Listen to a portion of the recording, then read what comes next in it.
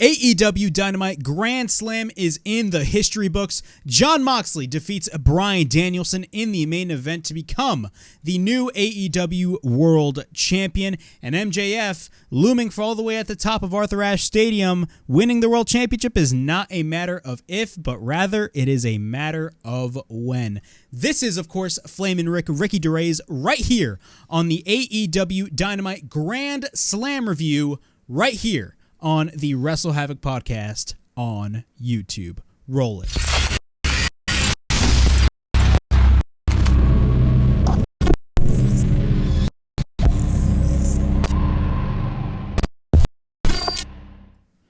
What's up, everybody? It is, of course, Flamin' Ricky DeRays, right here on the Wrestle Havoc podcast, here to review AEW Dynamite Grand Slam, coming to us from Arthur Ashe Stadium from September 21st, 2022. Wow, what an absolute show. This show was probably AEW's most important show. Literally, AEW, ever since All Out, has been on a roll. Let's be 100% honest with ourselves. After the whole CM Punk debacle that happened at the media scrum, AEW has been on a roll. Of course, they have the Tournament of Champions. MJF is back, and now we have Jon Moxley versus Bryan Danielson in the main event of Arthur Ashe Stadium here at Grand Slam. Overall thoughts on this show. I thought this show was flat out fantastic. It was basically a pay-per-view on free television. We had five championship matches on this show. Of course, we had Claudio Castagnoli defending his Ring of Honor World Championship against Chris Jericho, in which Chris Jericho actually won the Ring of Honor World Championship. We had the four-way for the Interim Women's Championship between Toni Storm, Athena, Serena Deeb, and Dr. Britt Baker, DMD, in which we had the debut of Saraya. Yes, Saraya is officially All Elite. If you guys do not know who Saraya is, of course, she is the former Paige from WWE. She is now in AEW. What does that mean for the women's division? I got it all right here on the review. We also had the All-Atlantic Championship between Pac and Orange Cassidy, in which Pac, due to, in weird circumstances, retained the All-Atlantic Championship. Of course, we have the World Tag Team Championships between Swerve and Our Glory and the Acclaimed, in which the Acclaimed finally won the AEW World Tag Team Championships, and of course the main event, that being Jon Moxley versus Bryan Danielson in the main event in a rematch that they had earlier this March at Revolution, of course, in which Jon Moxley actually got the win. But overall thoughts on this match. This match was absolutely freaking fantastic. I loved this match for what it was. The show itself was absolutely fantastic as well, and I got it all right here, and I got my thoughts on the Wrestle Havoc podcast on YouTube. But before I get on with all of this craziness, make sure to like and subscribe to the Wrestle Havoc podcast right here on YouTube, in which we discuss everything in and outside of the squared circle. Make sure to like and subscribe for more content, and as the freaking referee would say, ring, ring, ring that damn bell for more notifications. Also, the Wrestle Havoc podcast is also available on audio platforms. It's available on Apple Podcasts, Spotify, Anchor, and Google Podcasts. So if you guys want to check out the Wrestle Havoc podcast in audio format, it is available on all of those listed platforms. The link will be in the description below. So let's talk about Grand Slam.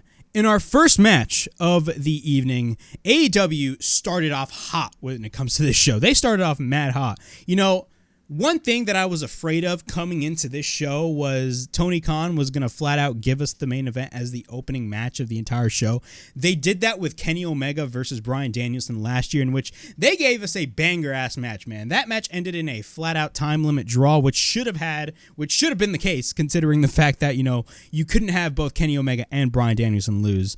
But this case was mad different. The reason why I say this case was different is because of the fact that, realistically, if you think about it, AEW was calling this match the biggest match in AEW history. And they have been calling some main events like that for a while now, for the past couple of months. But realistically, if you think about it, this match is definitely up there in, greatest AEW, feuds or matches of all time, I should say. The match that they had at Revolution was flat out amazing. If you guys haven't checked out their Revolution match, I suggest that you guys watch the match.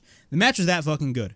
for a show that was fantastic like Revolution, this match, in my opinion, definitely defined the entire show. This match was amazing.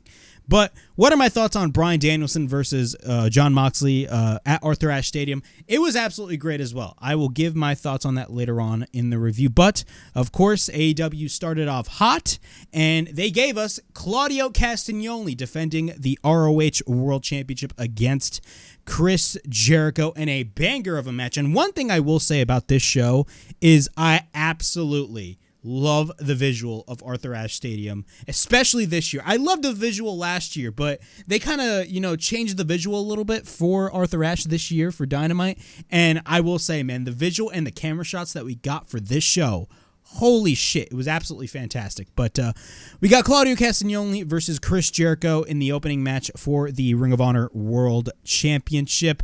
As soon as they announced this match on Rampage last Friday, I stated on the SmackDown and Rampage review that this match definitely intrigued me. The reason why I say that is number one, this match was happening on Dynamite. If it happened on a random Rampage, or I should say Rampage Grand Slam, I would have had Claudio Castagnoli is definitely retaining that ROH title. But since it was happening on Dynamite, it definitely raised eyebrows. And not only that, it's Chris fucking Jericho we're talking about. So the fact that Claudio is facing Jericho for the ROH World Championship definitely had a lot of questions within the fandom. Not only that, it intrigued the absolute hell out of me, because if you guys have been watching Claudio Castagnoli's run as ROH World Champion, realistically, if you think about it, all he has been doing was wrestling matches and defending his title defending his title. That's all he has been doing. Realistically, he was doing nothing much of story. He was just wrestling guys and defending his title. That's realistically what Claudio was doing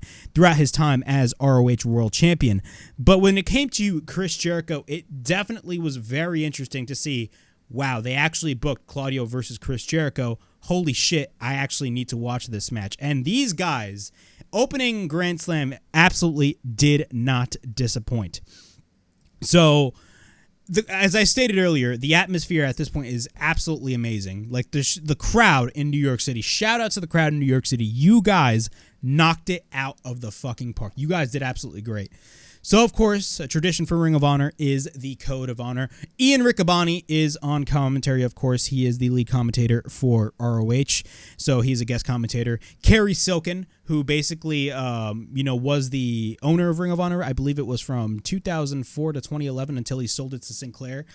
He was actually there ringside as well for this match. So Kerry Silken would be in a couple of the ROH shows as well. So it's great to see him, watching an ROH World Title match in a show with this magnitude at Arthur Ashe Stadium. It's great to see. But Jericho declines the Code of Honor, of course, which is a tradition for ROH. At this point, the atmosphere is amazing, but Jericho actually manages to shake the hand of Claudio Castagnoli, of course, applying the Code of Honor. After that, we get a slap by Jericho, but then Claudio fights back with a couple of uppercuts. At this point, these guys were just going after each other. Like they were not holding back whatsoever. So he sends Jericho into the corner. We get a running uppercut in the corner. Claudio basically does the same thing over and over and over again. He picks up Jericho and he drops him onto the top rope. Claudio then goes for the running boot. Jericho then is on the outside. Claudio goes for the running uppercut, but then Claudio takes Jericho on the apron head first. At this point, Jericho is behind Kerry Silken, and he is using Kerry Silken as a shield. At this point, Jericho basically... Kerry Silken at this point gets knocked down. Jericho goes for a chop on Claudio. We get repeated chops by Jericho. He takes Claudio back in the ring. Jericho then goes to the top, but then Claudio counters the crossbody with the uppercut. We get a cover by Claudio and a near fall. Then after that, Claudio fights him off. Jericho and Claudio exchange chops. Claudio and Jericho at this point are on the apron. Both fight it out, and then both exchange shots. Jericho then targets the eyes of Claudio Castagnoli. After that, Jericho picks up Claudio, but then Jericho suplexes Claudio onto the floor, which looked absolutely brutal. Once we're back from commercial break, Claudio is in control, and he goes for a series of uppercuts. Jericho then reverses and then sends Claudio into the corner.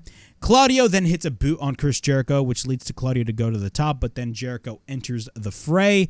Then we get a couple of chops by Jericho. He goes for repeated chops on Claudio. Jericho at this point is on the top, but then Jericho goes for repeated rights. he proceeds to go for a Hurricane Rana. And this was the spot of the entire match. This was my favorite spot of the entire match. Probably everybody's favorite spot of the entire match. So what happened was Jericho was up on the shoulders of Claudio, and it looked like he wanted to go for the Hurricane Rana.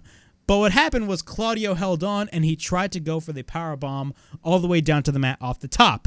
But what happened was once Claudio countered the first Hurricane Rana attempt, Claudio actually went up, but in midair, Jericho actually countered into a fucking Hurricane Rana. Holy shit.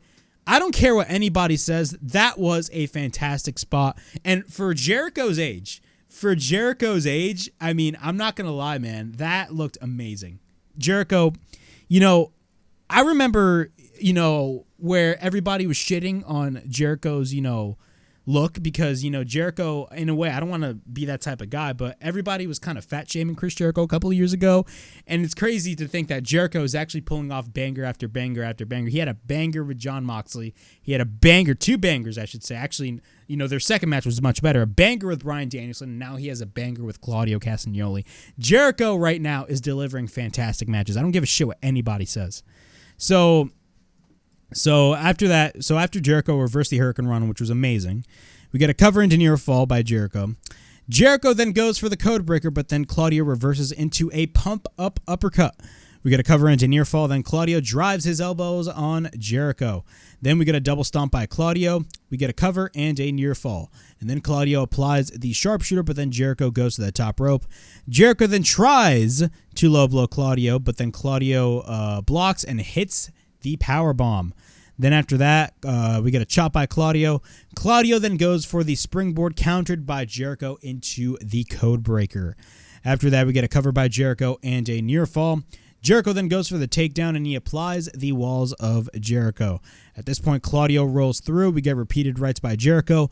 Claudio then counters and stomps Jericho. Claudio then goes for the swing. After that, he catapults Jericho into the corner, followed by a furious lariat.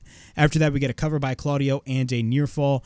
Jericho, then while the referee is distracted, it looked like the referee was distracted, he grabs, of course, Floyd, which if you guys do not know Floyd, I don't know why you guys wouldn't, but Floyd is his baseball bat, so he gets Floyd.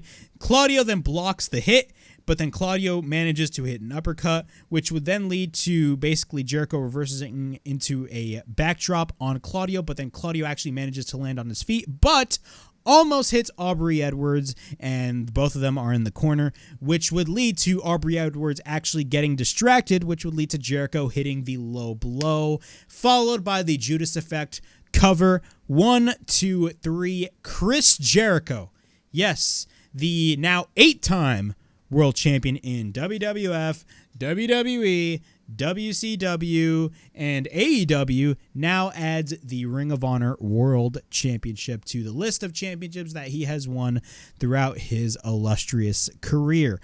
Overall thoughts on this match. This was the perfect match. I don't give a shit what anybody says. This was the perfect match to start off AEW Dynamite Grand Slam. This match was fantastic. I don't care. This match was amazing. Claudio looked great. Jericho, for his age, looked absolutely amazing. And Jericho actually won the ROH World Championship. There was a reason why I stated on the SmackDown and Rampage review that Jericho versus Claudio was intriguing me a lot. And the reason why I stated that, because there was a possibility that Chris Jericho could actually walk out of Grand Slam as the ROH World Champion. Now, what are my thoughts? What are my thoughts on Chris Jericho winning the Ring of Honor World Championship? Now, everybody on Twitter, there was a portion of people on the IWC that was actually in favor of this decision. There was also a portion of people that absolutely did not like this decision.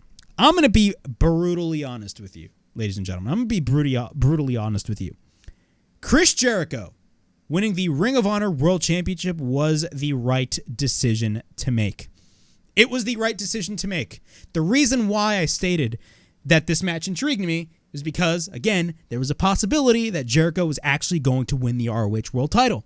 And lo and behold, it actually happened. Now, everybody, the number one thing everybody is talking about when it comes to Jericho winning the ROH World Title is a television deal with Ring of Honor near, because Tony Khan is constantly stating in interviews that, he cannot update on Ring of Honor, but he is constantly talking with Warner Brothers Discovery to get Ring of Honor, weekly Ring of Honor television back on a major platform. And with Jericho winning the Ring of Honor World Championship, it looks like that is definitely the case. But there is another catalyst with that. So if Jericho's winning the ROH World Championship, who in his same faction holds a Ring of Honor Championship? Daniel Garcia. Daniel Garcia, of course, beat Wheeler Yuta a couple of weeks ago to win the ROH Pure Championship in a fantastic match. And, of course, Daniel Garcia is the new Pure Champion. And if you guys looked at Daniel Garcia's reaction to Jericho winning, that sets up a bunch of possibilities. And you can do a lot of things with it. I mean, you see people literally comparing this to Big Show winning the ECW World Championship in 2006. It's not the same thing. I don't give a shit what anybody says. It's not the same thing. Story-wise, if you really think about it, Jericho winning the ROH title, story-wise, makes sense because he can literally tout at everybody saying, hey, I'm the best sports entertainer in the history of this business, and I'm holding the championship that represents professional wrestling, that being the ROH World title. It makes for great television. Not only that, this is also setting up for ROH to possibly get a new TV deal, which is most likely near. That's what I believe. But also at the same time, building up Daniel Garcia, because this is another factor. Who is Daniel Garcia's idol? Daniel Garcia's idol is, of course, Bryan Danielson, and they have shown that for the past couple of weeks. What did Bryan Danielson do when he was in Ring of Honor? He unified both the Ring of Honor and the Pure Championship. I believe it was in 2006 when he wrestled Nigel McGuinness. Correct me if I'm wrong. But if anything, that's what I think what they're leading to. They're leading to Jericho versus Daniel Garcia in a unification match for the Ring of Honor and the Ring of Honor Pure Championship. That's what I see, and that's what I think they're going to be doing. So, honestly, Jericho winning the Ring of Honor World Championship makes total sense, everybody. It makes total sense. I do not know why everybody is shitting on it. Please relax. It's not bad at all. It makes total sense. All right.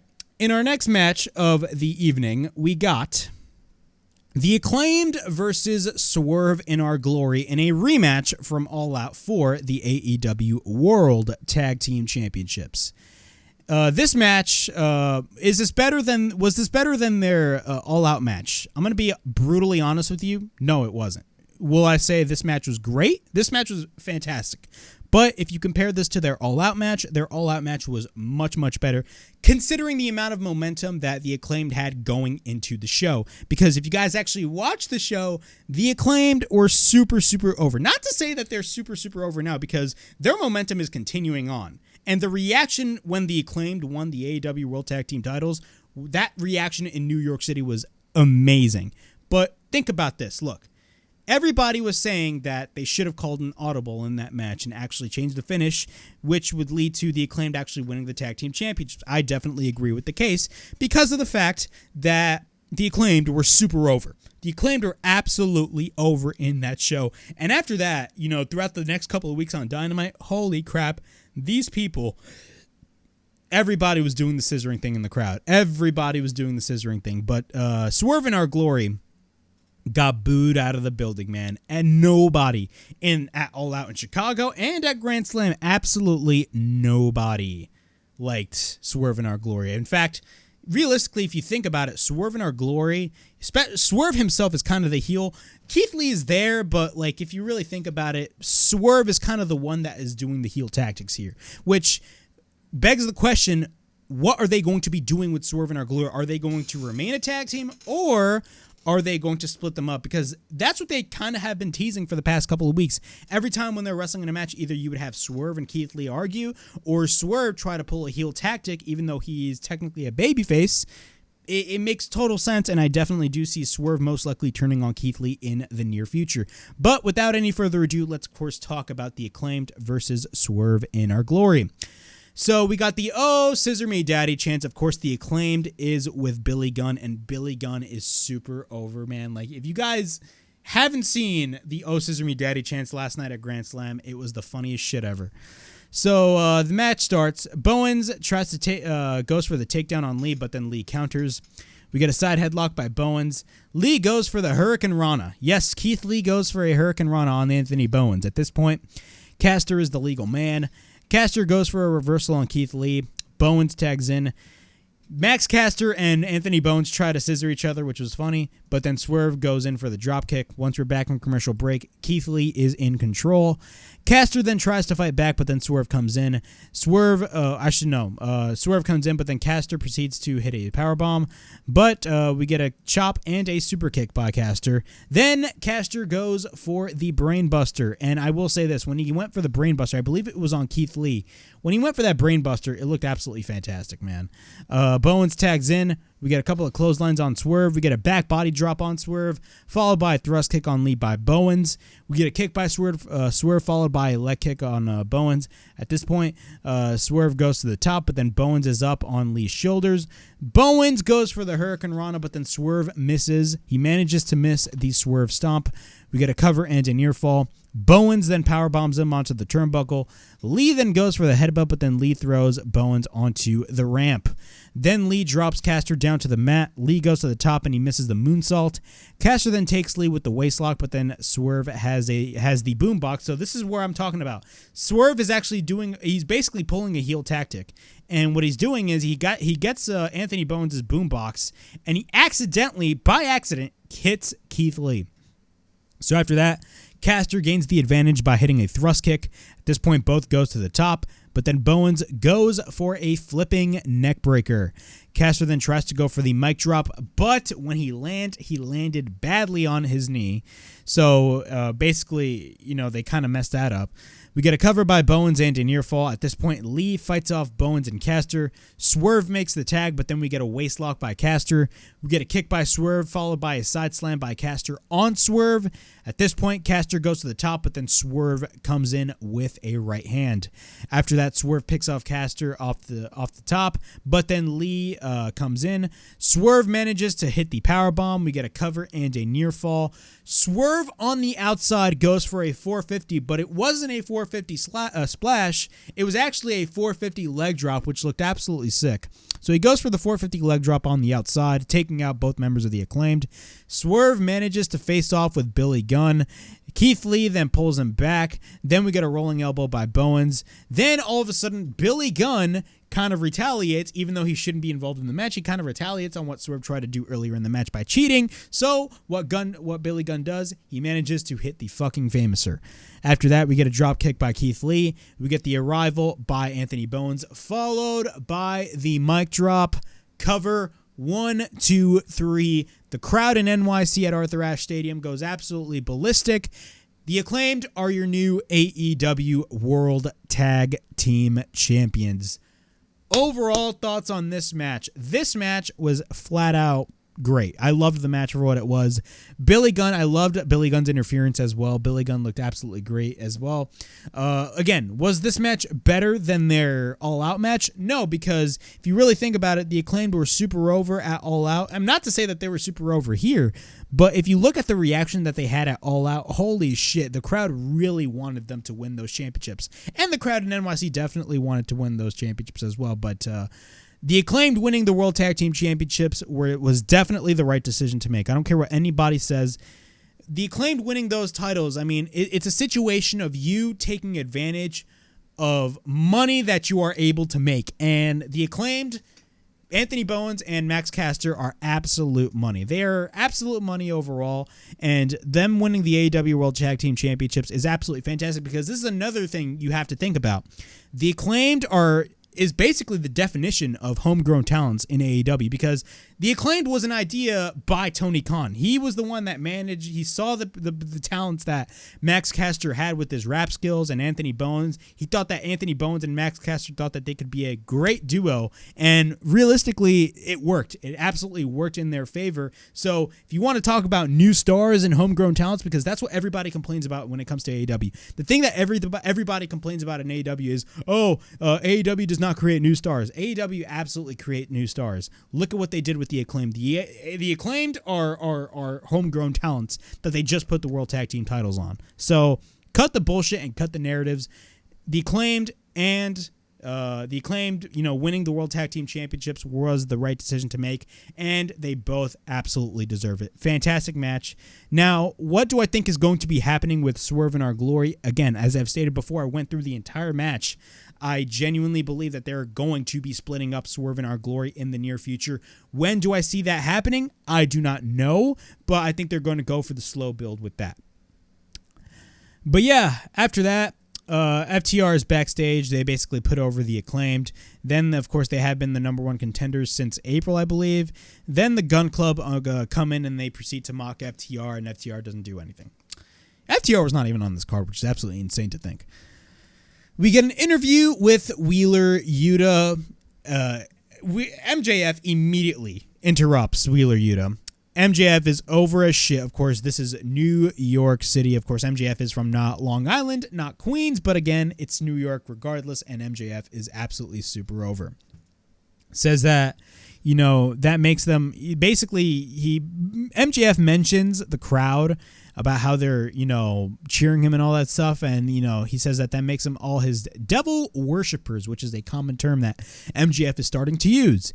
He is confused because he has never received a reaction like that, and he never winks. It's not because, it's basically because he is mid. It's not because he is mid. It's because he is a god to these people. They adore him and they worship him.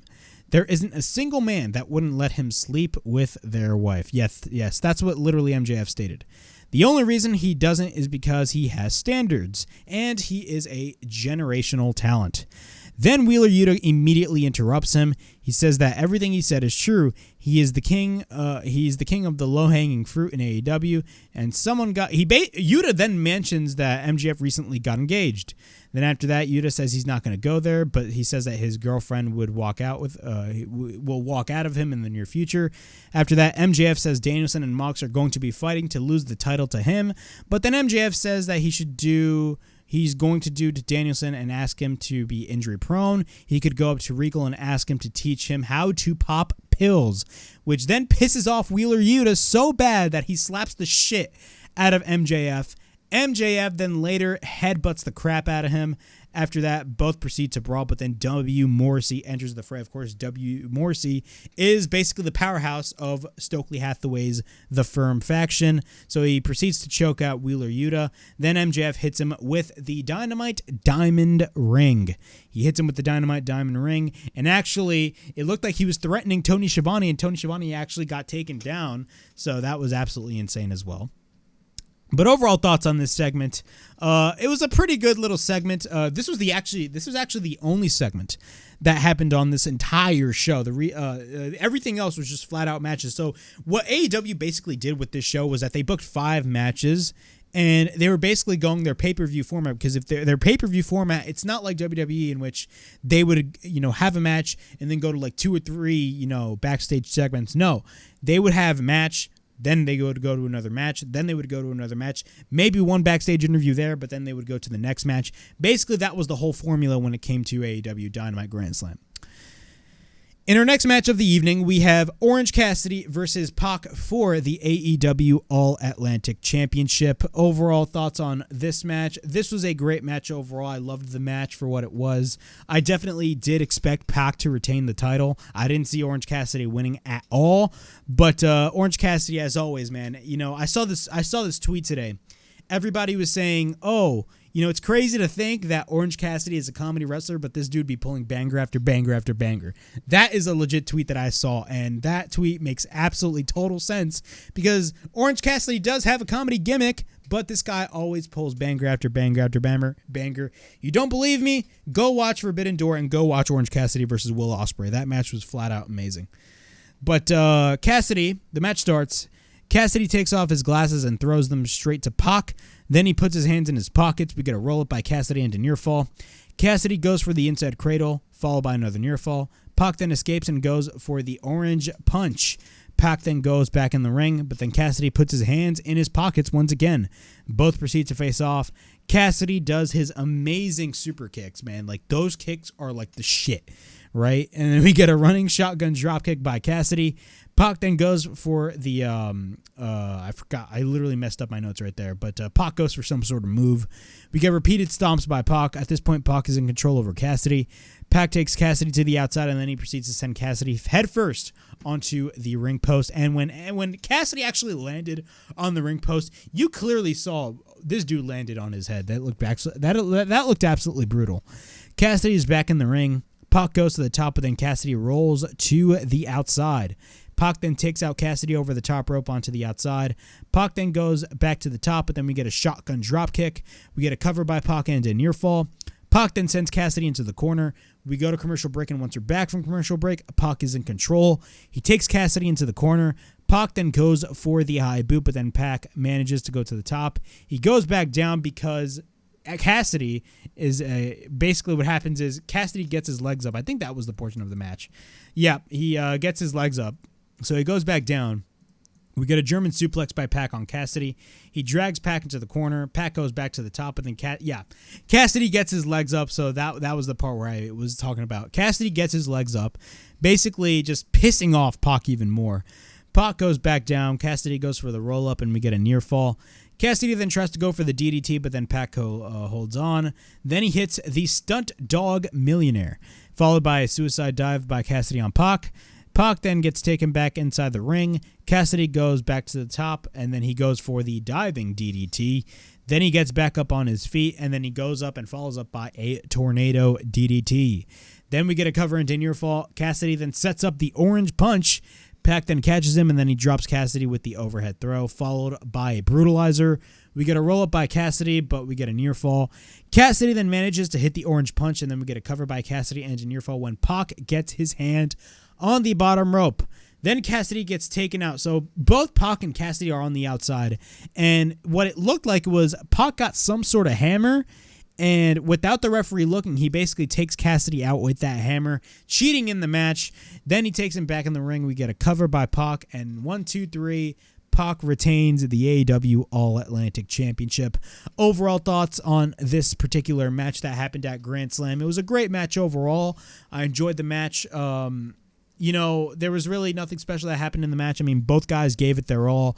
Cassidy, as I've stated earlier, Cassidy, as I saw that tweet, Cassidy is a comedy wrestler that will deliver banger after banger after banger. And I always get a kick of all the shit that I see with Orange Cassidy every week because of the fact that, to me, Orange Cassidy, it never gets old to me. Every time Orange Cassidy is in the ring, he always delivers 110%. Like, we have seen Orange Cassidy since the beginning of AEW, and I'm still not bored with this dude. I'm sorry, I'm just not bored with this dude. Every time when he's wrestling in the ring and does his comedy stick, I absolutely love it. We get the four-way for the interim AEW Women's World Championship between Toni Storm defending her title against Dr. Britt Baker, DMD, taking on Athena, taking on Serena Deeb. This match went off the races as soon as the bell fucking rang. And, I've been criticizing AEW's, and realistically everybody has, because let's be honest, for the past couple of months, AEW's women's division realistically hasn't been that good. And it's not the talent at all. It's the fact that the booking is not really that good. There's no meaning and there's no purpose when it regards to the women's division. Not only that, they're not given enough TV time. Now, I know what people are going to say. Yes, they only have 3 hours of legit TV. But if you really think about it, they should give them more time, because this has been a common occurrence on Dynamite for like the past couple of months. Like, they would have like the women's matches, like either a women's segment or a women's match, like kind of start around 9:20, around that area, and then we'd have a women's match followed up by a backstage interview, and that's it, nothing else. Because if you compare that to the WWE, yes, you can question some of the booking decisions that Triple H would make over at the WWE, but at the same time, we had Alexa Bliss versus Bayley in the main event. The women in the WWE have more TV time than the women in AEW. That's just a fact, period. But overall thoughts on this match. This match was absolutely great. Deeb runs into a boot by Athena, and as I've stated, as soon as the bell rung, they were off to the races. We get a German by Storm on Britt Baker. Athena and Storm are standing across each other. Storm then counters with the spinning kick. Then Athena goes for the Hurricane Rana. We get a roll-up by Athena and a near fall. Then Storm follows up with a backslide pin attempt. We get a near fall. Deeb then enters the fray. Then we get a stacked roll-up. So this looked actually pretty cool. Like Deeb was basically stacking both Athena and Toni Storm for the pin attempt, but we get a near fall. Storm then gets taken down. Then she applies the double submission on both Storm and Athena. So what happens is she drops Athena down to the mat. Britt Baker comes in, and then she proceeds to roll up Serena Deeb, and then we get a near fall. Baker goes for the roll-up, and we get a near fall again. Then she proceeds to hit a right, but then Deeb goes for the sling blade. Storm then enters the fray, but then we get a shotgun dropkick by Toni Storm. Then Storm follows up what it looked like it was a Northern Light suplex. Storm then goes to the top, but Deeb enters the fray once again. Deeb and Baker then go to the top, but then Athena comes in, and Athena takes everybody out, as Mike Tenay would say in TNA back in 2006 and all of those Lethal Lockdown matches, a Tower of Doom. Once we're back from commercial break, Storm and Deeb then apply single leg Boston Crabs. Storm applies a Boston Crab on Britt Baker, and Athena applies a Boston Crab on Serena Deeb. Or I should say Deeb applies a single leg Boston Crab on Athena. So both of them at the same time applied a single leg crab. After that, Deeb and Storm slap one another, so that looked absolutely fantastic. Then they exchange shots. Storm goes for the German suplex, followed by the hip attack. Britt Baker then comes in. She goes for the swinging neck breaker, followed by a dropkick by Athena on Britt Baker. Deeb then takes Athena out. Then she goes for a couple of uppercuts and right hands by Deeb on Britt Baker. Deeb then gets taken to the corner. Then after that, Deeb goes for the neck breaker on Britt Baker on the middle rope. Then she follows up by the dragon screw on Athena onto the rope. She goes for the swinging neck breaker on Storm. We get a cover and a near fall. She applies the Serenity Lock on Toni Storm. Britt Baker then follows up by the thrust kick, but then Athena picks up Baker. Deeb then comes in and Athena picks her up. We get a double fall-away slam by Athena. Athena then picks up Storm with the slingshot powerbomb. We get a cover and a near fall. Then Deeb gets sent to the outside. Storm then immediately goes for the tornado DDT. After that, Baker comes in with the kick. At this point, Storm then reverses a roll-up attempt. Storm then retains the championship. Overall thoughts on this match. This was a great match overall, and the reason why I kind of stopped there is because of the fact that, again, I messed up my notes. I do not know why. I was rushing while the match was going on. But overall thoughts on this match. Again, this match looked great. Every woman looked strong. Athena looked absolutely fantastic.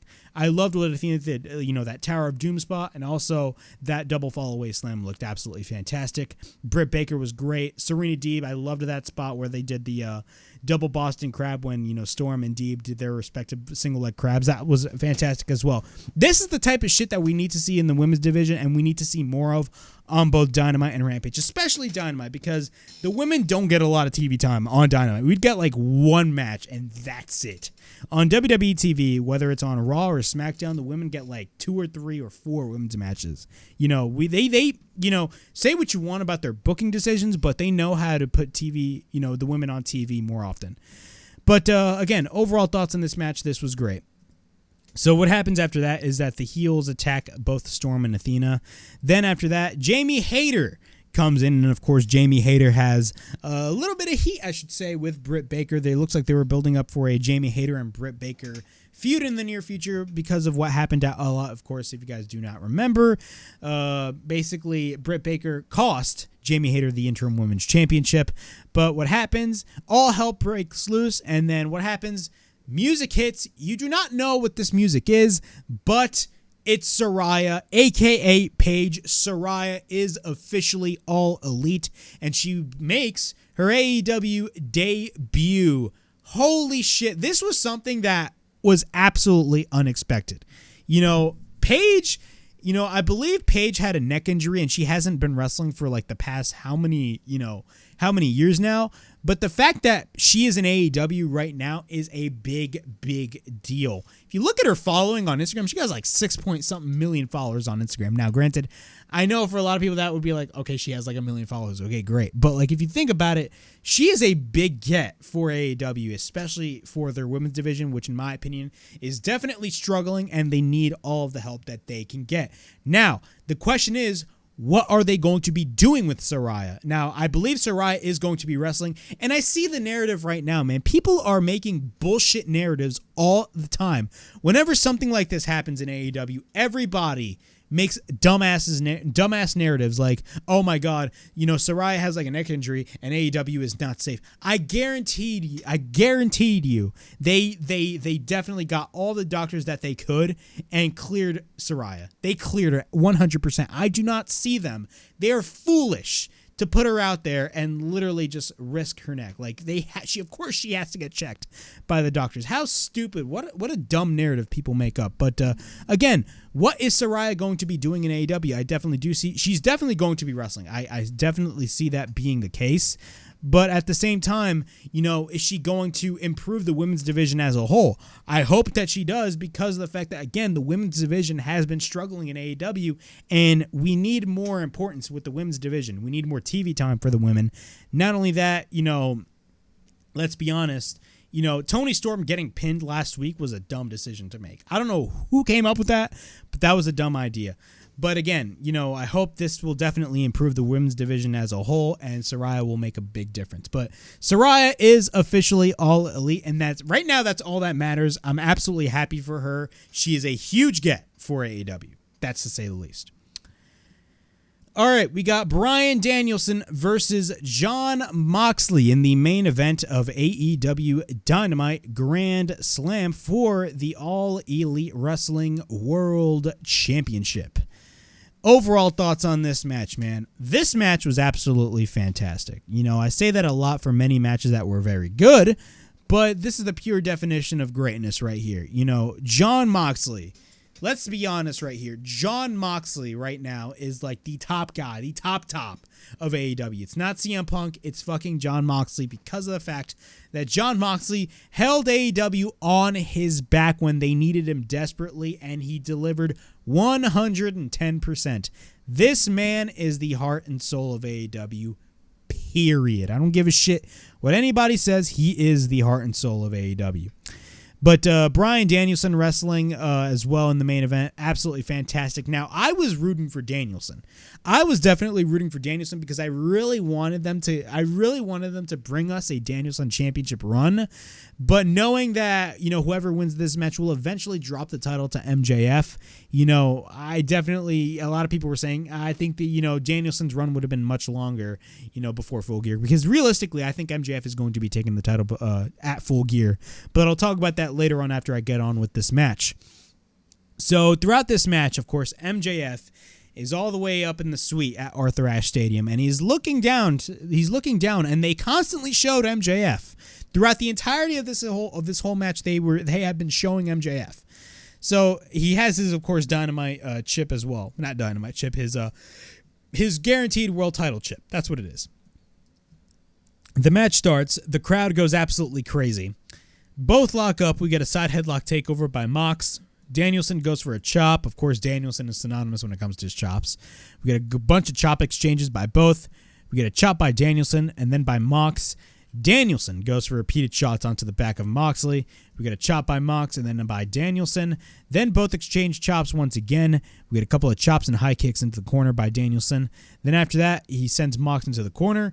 We get a running kick by Danielson. Then we get a bunch of slaps by Danielson, but then Moxley proceeds to fight back. Then he goes after Danielson. We get a running boot by Danielson in the corner. We get a chop by Danielson followed by a high kick. Then he goes for the chop once again. Danielson then goes for a kick taking down Moxley. He goes for a kick to the back of Mox. After that, Mox fires back with an uppercut. Danielson then misses the running kick, and then he lands into the corner. Mox then goes for a series of kicks to the back of Danielson.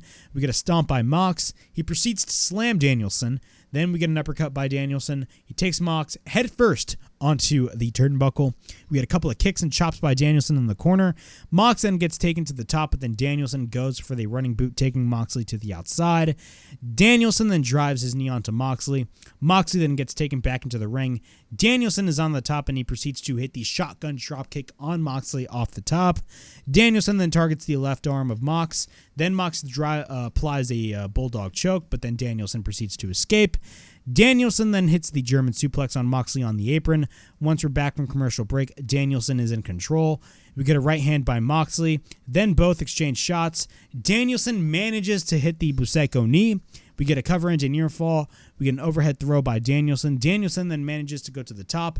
Moxley counters into the powerbomb, follows up by a Boston Crab. Actually, no, not a Boston Crab, a single leg Boston Crab. Then Moxley applies the ankle lock, so he transitions from the single leg crab into the ankle lock.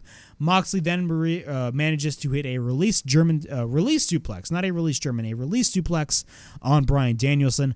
Moxley then clotheslines him in the corner. Then he takes Danielson to the top. He scratches the back of Danielson. After that, he goes for a series of headbutts after that. Moxley goes to the top, but then Danielson escapes. He drops Mox down, but then Danielson takes Mox back up. He drops Moxley with a back suplex off the top, which looked sick. We get a cover by Danielson and a near fall. Moxley then transitions into the label lock. After that, Danielson goes for repeated rights. Moxley turns around. At this point, both are upside down, and this looked fantastic. Both are upside down. Danielson goes for repeated reversals. He goes for repeated rights. He applies the catamutilation submission. After that, Danielson reverses, but then Danielson drives his elbows on Moxley. He goes for the rolling elbow by Danielson, or I should say Danielson goes for the rolling elbow.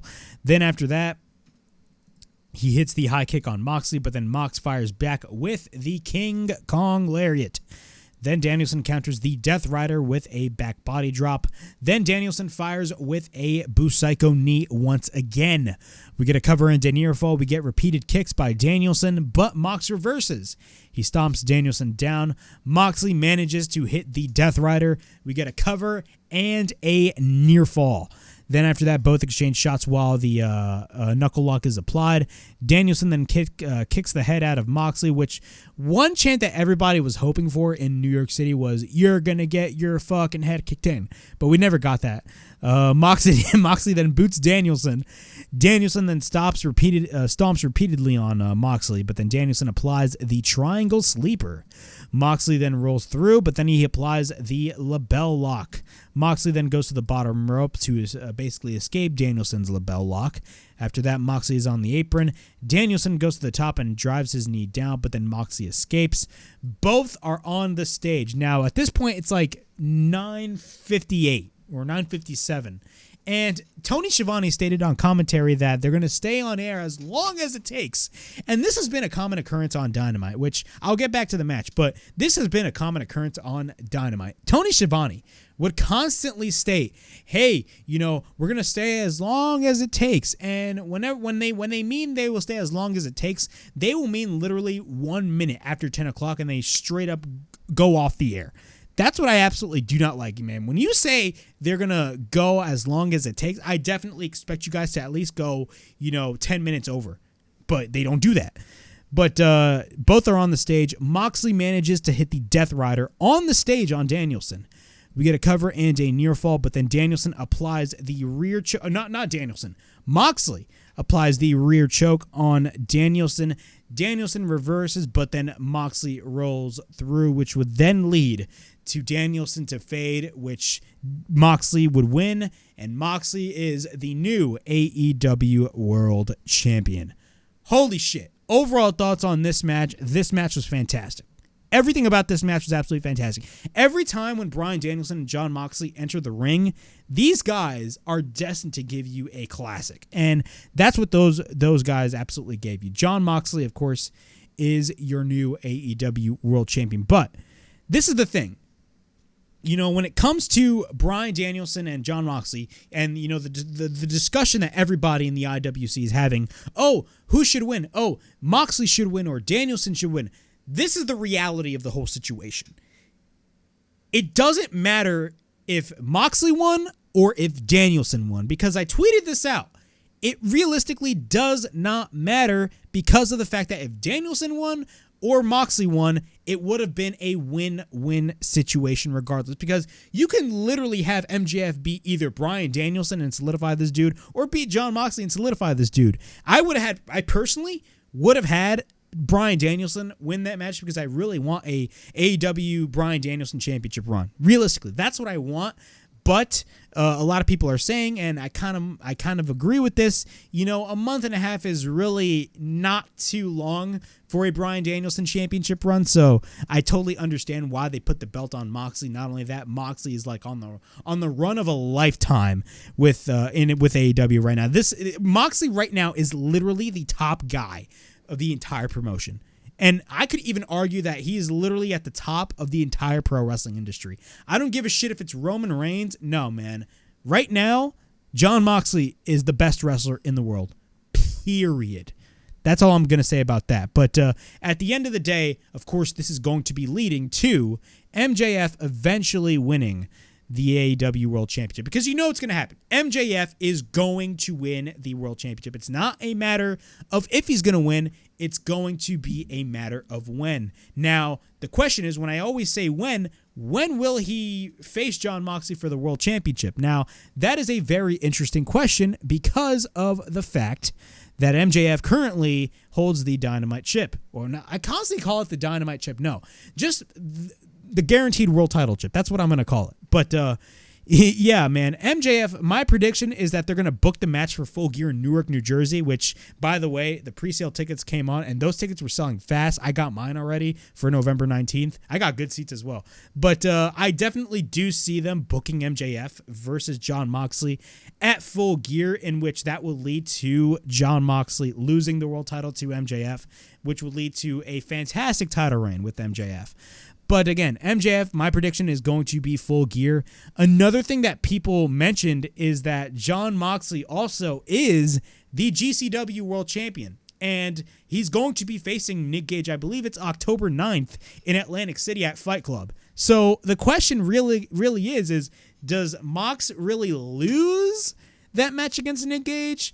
Or he's going to retain the title, because I don't think Nick Gage is going to be retiring anytime soon. I know he has been wrestling for a long ass time. He's been wrestling for like over 20 years, but at the same time, I do not see Nick Gage retiring.